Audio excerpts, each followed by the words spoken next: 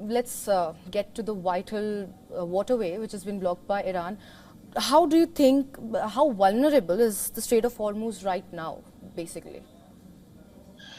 It is another great question.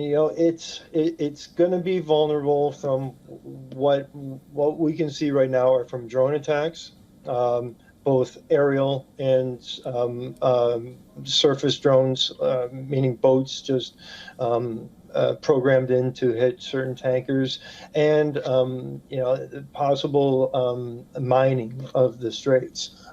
These things can be dealt with. But the drone warfare has certainly put a element of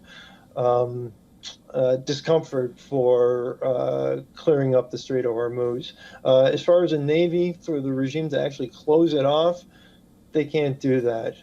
It's making sure that all those missile launchers that are stationed around there, that they are taken out, and then that they don't have the ability to still launch drones and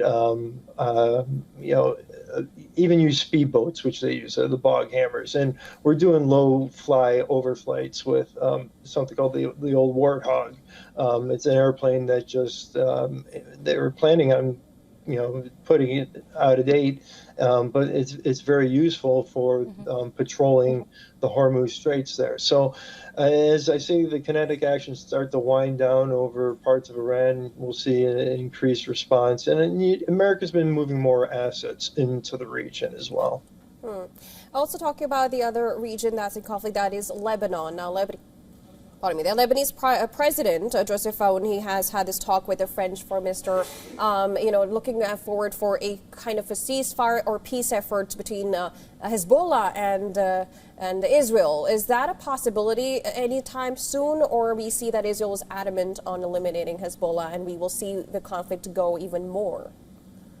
Yeah, that's a great question. And from my best estimates, what I heard well before October 7th of 2023, when the Israeli war planning was next time there was a war in the north, meaning a war with Hezbollah, they're not going to just stop at the Litani. They're just going to take care of Hezbollah. I mean, they're trying to work with the United Nations. They're trying to work with the Lebanese government, but the Lebanese government, they lack the capacity and or the will to do anything about it, even in Hezbollah's weakened position. The LAF has not been helpful in the situation. A lot of times they're seated with members of Hezbollah.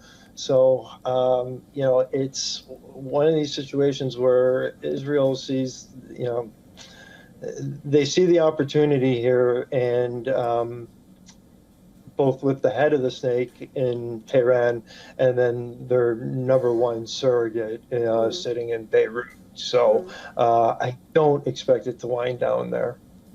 Also, another element that's Russia has now, of course, interfered because there has been an attack on an RTTV reporter that we heard of, and Russia has now condemned this. Do you think that somehow these tensions between Russia and Israel will escalate, and how do you think that will go forward with?